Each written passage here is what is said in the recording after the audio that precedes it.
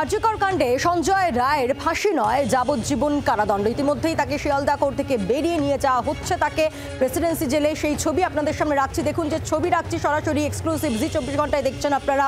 সঞ্জয় রায়, যার আজকে সাজা ঘোষণা হয় শিয়ালদা কোর্টে, আর এখন তাকে বের করে আনা হচ্ছে। ইতিমধ্যেই তাকে শিয়ালদা কোর্ট থেকে নিয়ে যাওয়া হয়েছে প্রেসিডেন্সির উদ্দেশ্যে। কিছুক্ষণ আগের ছবি দেখাচ্ছি আপনাদেরকে। আমরা কথা বলবো, আমাদের সঙ্গে শিয়ালদা আদালত থেকে রয়েছেন আমাদের প্রতিনিধি অর্ণবাংশু নিয়োগী রয়েছেন আমাদের সঙ্গে। অর্ণবাংশু, তুমি সকাল থেকে সারা দিন ছিলে আদালত চত্বরে, আর যা যা হলো সার্বিক একটু জানবো ছোট করে তোমার কাছ থেকে।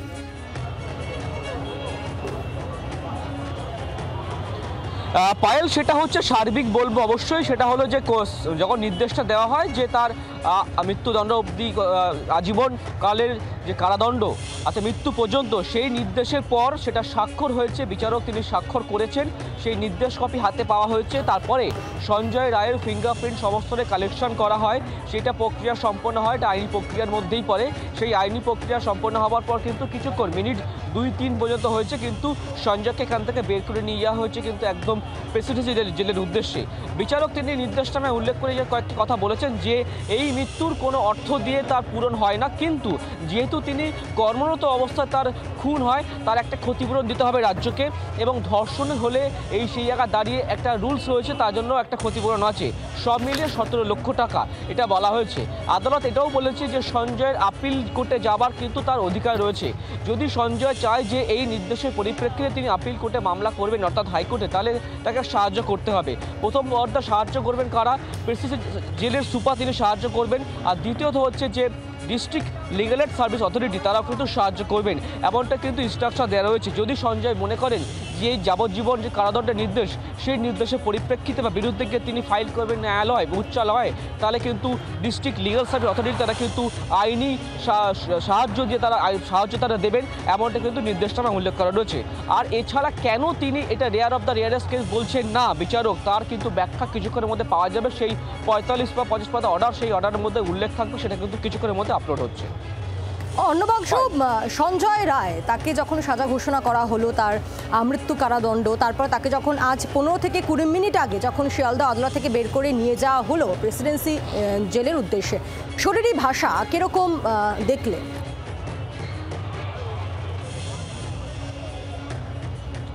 দেখো, একদমই সেই অর্থে যে পুরোটা সম্পূর্ণ বাইরে থেকে দেখা যায় না, তবে সে অবশ্যই কিছুটা কিন্তু মর্মাহত। অর্থাৎ সে বারবার ধরে এটা বলেছে যে আমাকে ফাঁসিয়ে দেওয়া হয়েছে, কিন্তু সেটা আদৌ সত্যি কি মিথ্যা সেটা অবশ্যই আগামী ক্ষেত্রে আবারও তিনি চ্যালেঞ্জ করবেন আপিল কোর্টে, সেই কথা তার আইনজীবীরা উল্লেখ করেছেন। অর্থাৎ নিম্ন আদালতে তার নির্দেশের পরিপ্রেক্ষিতে তারা অবশ্যই ডিভিশন বেঞ্চে বা যাবেন কলকাতা হাইকোর্টে, সেখানে আবারও তারা ফাইট করবে। তাদের বক্তব্য অনেকগুলি পয়েন্ট আছে, যে ফাঁসানো হয়েছে কোন কোন লিগাল পয়েন্টে, তাদের বক্তব্য রয়েছে, উইটনেস অর্থাৎ উইটনেসের বক্তব্য রয়েছে, এভিডেন্স আদৌ সেটা প্রপার কিনা সেটাও তারা তুলে ধরবেন। তবে এখন এই মুহূর্তে তাকে বের করে নিয়ে যাওয়া হয়েছে, তাকে জেলে রাখা হবে, জেলে তিনি থাকবেন খুব শীঘ্রই, অর্থাৎ আগামীকাল পরশুর মধ্যেই তারা অ্যাপ্লিকেশন ফাইল করবে এবং তার স্বাক্ষর সঞ্জয়কে করতে হবে।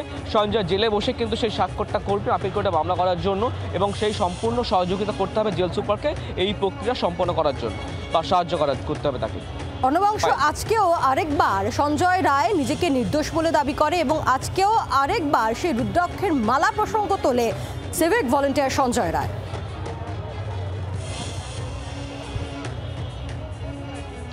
দেখো, রুদ্রাক্ষের প্রসঙ্গ তিনি দুদিন তুললেন, তার বক্তব্য এটাই, যদি আমি এরকম কোনো পাপ কাজ করে থাকি তাহলে রুদ্রাক্ষ থাকতো না আমার গলায়। তার বক্তব্য এটাই, তাকে ফাঁসিয়ে দেওয়া হয়েছে, তাকে মারধর করা হয়েছে, মারধর করে একাধিক জায়গায় স্বাক্ষর করানো হয়েছে, তার এটা স্পষ্ট বক্তব্য ছিল।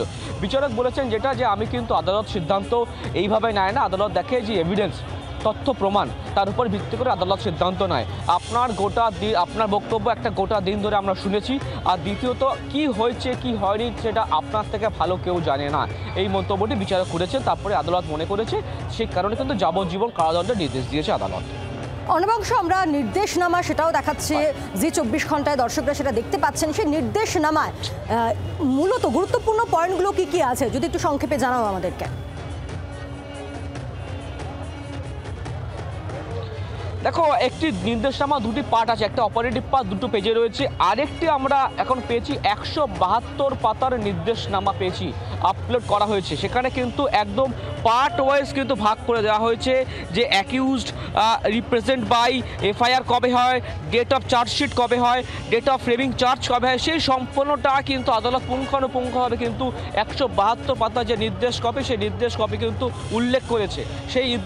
আমরা সেই ছবি দেখাতে পারছি। কিন্তু অপারেটিভ পার্টে আদালত লিখেছে, যে 2 পাতার পেজ রয়েছে সেখানে আদালত লিখেছে যে সেটা হচ্ছে এই যে সঞ্জয় যদি আপিল করতে চায় তাহলে কিন্তু ডিস্ট্রিক্ট লিগাল এড সার্ভিস তারা সাহায্য করবে এবং প্রেসিডেন্সি জেলের সুপার তিনি কিন্তু সাহায্য করবেন, কারণ সেটা অধিকারের মধ্যেই পড়ে, সাংবিধানিক অধিকার রয়েছে। আর ক্ষতিপূরণের বিষয় পুরো পাতা ওয়াইজ তিনি কিন্তু মেনশন করে দিয়েছেন।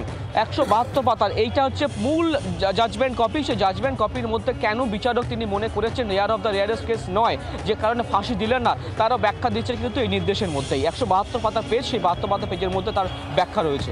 পায়েল, ধন্যবাদ। অনবংশ নিয়োগী ছিলেন আমাদের সঙ্গে শিয়ালদা আদালত থেকে। বাংলার আওয়াজ, বাঙালির আবেগ, জি 24 ঘন্টা।